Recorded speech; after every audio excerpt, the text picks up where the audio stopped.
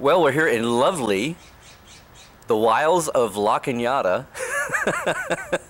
California, outside LA, and I'm helping my good friend Curtis out again. Curtis can't be with us today, but he will for sure be there when he does his third Spirit of Star Trek session in Reseda for everybody that's in the LA area on Sunday, April 29th.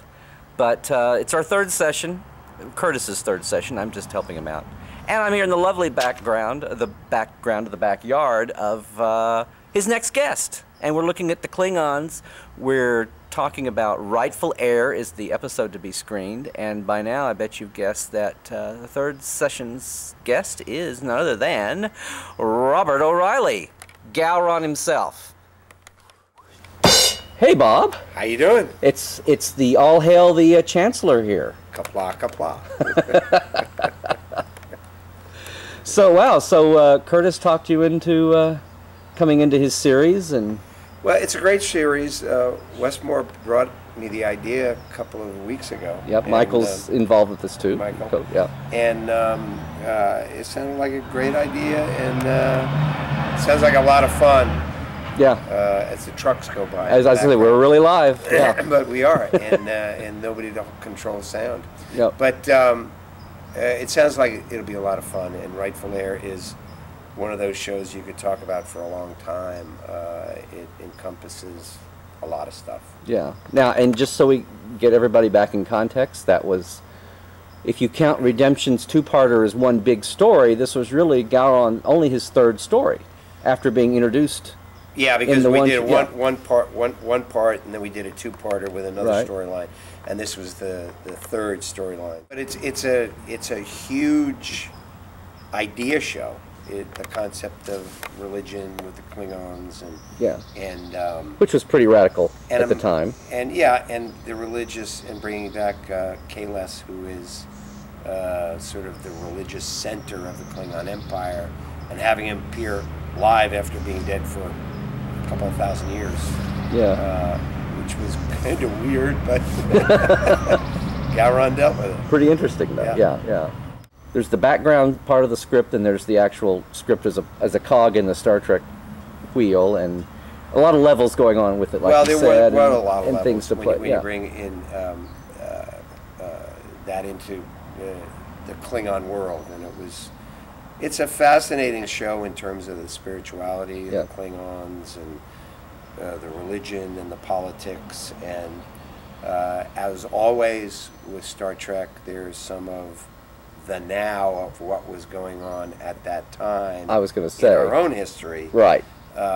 Which sometimes we lose the face of 10 years later unless we're reminded by it. Right. When I say that, I go back to the original Star Trek, which my favorite show of all time on Star Trek was the show where they were half black and half white. Right. And that particularly, I thought, was the most brilliant show ever written by Star Trek, and probably one of the most brilliant shows ever written, period, for the period of history America was in at that time when we were going through the Civil Rights Movement. And it was just brilliant. And so that is probably what we're going to talk about also. About what was going on in our own histories, humans, in the United States, and forget the year it was done in. But it would have been like 93. Yeah, somewhere around there, 93, 94. Yeah. Obviously prior to 9/11, but that's one of the aspects we'll be talking about. Yeah. Because I know that here we go, another plane. At least it's not strafing us. Like in shore leave. It will be if you'd like. I can call it down at any time. Cue the plane, and once he knows the Klingon is here. Oh yeah. They're in our midst. Yes.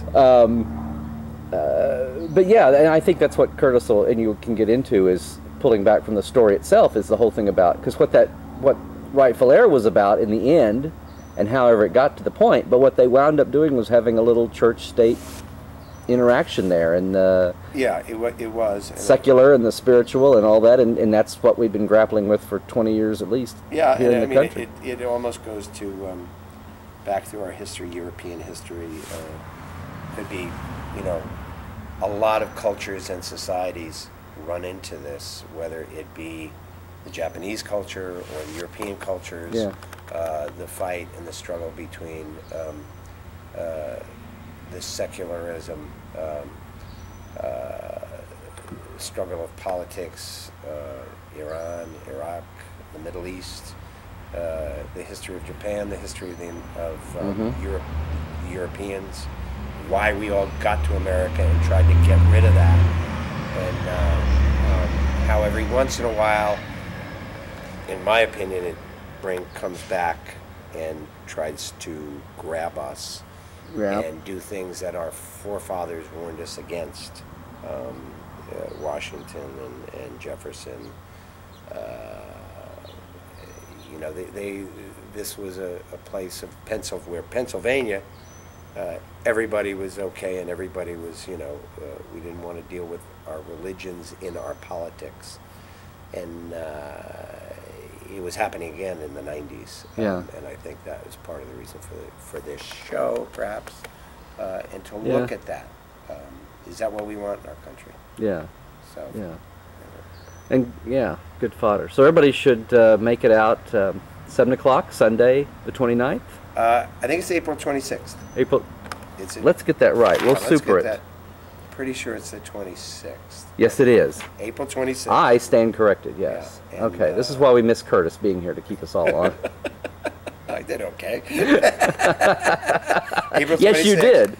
Yes, you did. At Curtis's place. Yeah. In, First Presbyterian Church, but I think he's briefed you. It's not for those who kind of go, churchy. It's not that way at all. It's an interesting. They get into some interesting topics and go places, and yeah, and he's an interesting guy. He's a wonderful guy. I had lunch with him. He's fascinating. He's got a brilliant mind, and it should be a really, really good talk and experience. Pretty creative to go this direction. And it's Star Trek. You know, it's like. Yeah. It is thinking, it's thought-provoking, it's, I'm watching a lot of CBS shows and everybody's coming in with Star Trek stuff and making fun of us. And I'm a Star Trek fan, by the way, and an original one back in the 60s. So, you know, what is brilliant about Star Trek is it's up here, okay? And that's what we're going to talk about. At its best. When they're on track, And that's what we're going to talk about. And artists see the future, deal with the future, and tell the future. So come on down and see us. Very good. And maybe flash a picture of the boys. Everybody's doing well in the family. Everybody's, my family's great. Jack, Joan, Mike, they're great. My wife's great.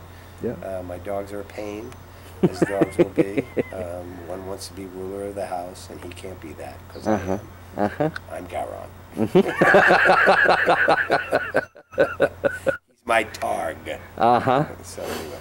So it's good. Calm down. See us. Enjoy. Have fun. And I think they have a little reception afterwards for whoever's can hang on. But that's right. A couple hours on Sunday night. It's a lot of fun. So anyway, we'll see you there. And Larry, I hope, is there. I will be there this time, yes. That's great. Great. And it should be a lot of fun. I think so, too, yeah. Right. Okay, Bob, we'll see you there. Kapla. Okay.